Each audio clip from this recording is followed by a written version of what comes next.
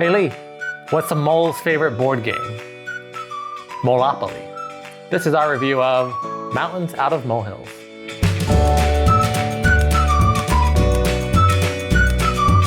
Mountains Out of Molehills is a grid movement, king of the hill game about moles trying to build the biggest mountains. And I really enjoyed how they used the box to kind of make the structure of the game.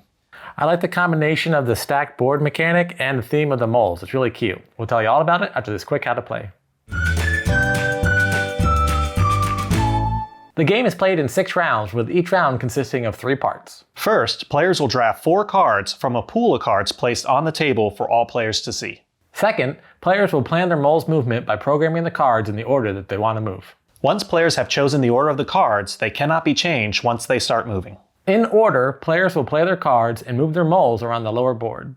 As players move their moles, they cause mountains to form on top of the board. The third part is scoring the mountains each player controls based on the player's color on the base of the mountain. After 6 rounds, the player with the most points wins. We were given a copy of Mountains Out of Molehill by the Op Game so that we could do this review video. If you'd like to find out more information or buy a copy of the game, check out the link in our description below. And if you haven't already, please hit that subscribe button to help our channel out. We first came across this game when we were at Origins. We were just walking around the floor, and I love the look of the lower board and the top board, and then the box that the game comes in is actually the lower board. You put the lower board on top and you play right there. Good use of space and everything. It really caught my attention. I was very interested in it. Yes, it's a little bit more on the kids side fun of games, but it's still a lot of fun. There is some strategy there, so I really enjoyed it. My 2 main notes when I first saw the game was kind of the same thing that you said about the box, right? Normally, whenever we get our games, box, unbox it, take it out, set it up, throw a box away. This one is like, okay, unpack, all right, put this back on. Box is part of the game because, a lot of designers put a lot of work into making the box look nice and presentable, not just okay, take everything out, toss. So I really like how they did that. The second thing was the rep from the op who was teaching us the game, he was talking about how this was like a programming game. And he kept saying, programming, programming. I'm gonna be honest, that's the first time I heard it. And then as he was explaining it, I'm like, oh, okay, I understand.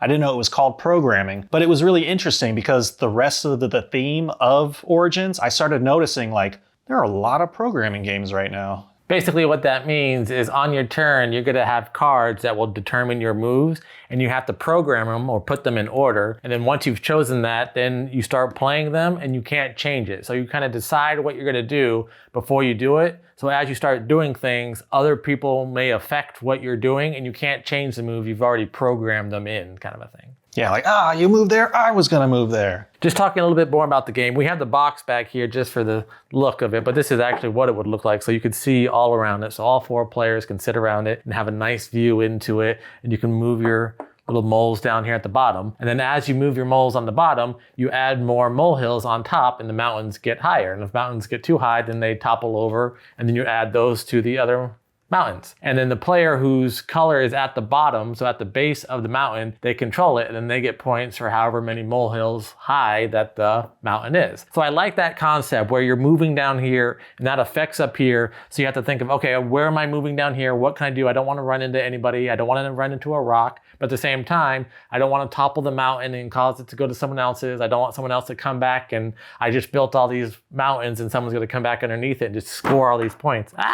Even though it seems kind of like a kiddie game because it's moles and the board kind of reminds me of like the games I grew up with, like Mousetrap and those kind of games that you had to build. And it still has a lot of strategy because you got to think about what your moles are going to do and you got to program them. And then there's a little bit of the luck of, I hope my programming was good and someone else doesn't really mess me up. I thought that one characteristic or mechanic in the game where once these keep building and let's say something happens, then they'll topple. And when they topple, you add more to the other ones. I thought that was kind of cool because I haven't really seen a game where, it's like, okay, build, build, build. All right, now I want it to fall this way to benefit me. So like Kenny was saying, yeah, a lot of planning. You can easily like try and block someone's way or just kind of think about the long game, right? Just put a bunch of little ones out there and then try and capitalize on that by just knocking over a tower and getting everything. And we keep saying topple over. That just happens when it gets too high. The game says that they fall over. If you're actually building it and you accidentally topple something over, that doesn't count. You just rebuild it. It's not like Jenga where you have to make sure it fits. So it's not that type of game. So when we say topple, we don't mean that like if you have shaky hands like I might have sometimes, that's not going to affect the game. Yeah, because really these things just stack like this, kind of like a little bit like Legos, and they're not going anywhere.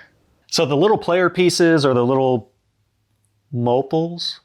Mopals? Mopals. Yeah, these little guys, I really like their artwork. They're acrylic standees. They have like just fun little designs of like what these little moles might look like. This is just an old one holding a lantern. This looks like a tech mole. Anthropomorphic? Yeah. Right? Yeah. Does they like have humanistic qualities? Yeah, this one's a garden mole with a shovel.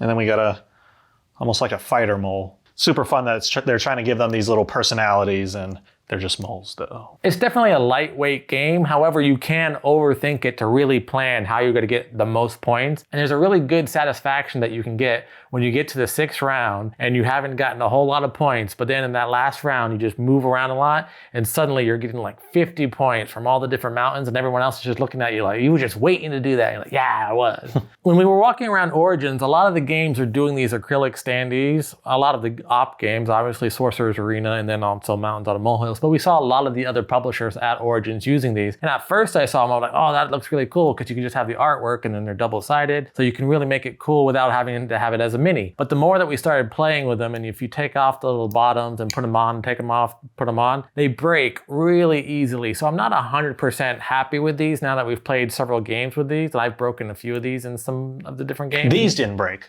Yeah, these haven't, these haven't broken yet. But a couple other, like the Sorcerer's Arena, I broke a couple on that one. I just think that either they need to be better quality when they're built or just don't go with that particular type of standee and for future games. I don't know. Now I'm kind of hesitant when I see acrylic standees in games now. Overall, I like the unique design and the efficient use of space and just all the materials that it came with. Very good production value. It is kind of the first programming game that I've played, so you know, there's the bar right now.